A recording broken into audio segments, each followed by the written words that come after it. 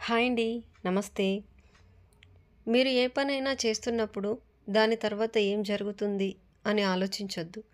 ఆ పని చేస్తున్నంత వరకు మీ జీవితాన్ని పూర్తిగా దానికే అర్పించండి. ఇంతవరకే మనకు రాసుంది అనుకుంటే ఇక్కడే మిగిలిపోతాం. మనం ఇక్కడే మిగిలిపోతామేమో అన్న భయం ఉంటేనే ఉన్నత శిఖరాలని అధిరోహించలేం. ఒక వ్యక్తి గురించి మరొక వ్యక్తికి జీవితాంతం గుర్తుండిపోయేది రెండు విషయాలు: చేతితో చేసిన సహాయం, మాటతో మనసుకు చేసిన గాయం.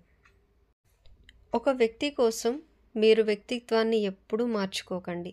సింహం కూడా తన స్వభావాన్ని వదిలి పిల్లిలా మారితే కుక్కలు కూడా వెంటపడి కరుస్తాయి.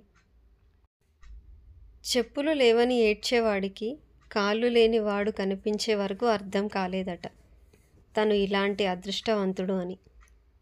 నీ జీవితంలో కృంగుబాటుపై మీరే తిరుగుబాటు చేయాలి. అప్పుడే ఆనందాన్ని ఆస్వాదించే అవకాశం మీకు కలుగుతుంది. ఎవరైనా మీ మనసు బాధపడేలా మాట్లాడితే వారికి మౌనమే మంచి సమాధానం.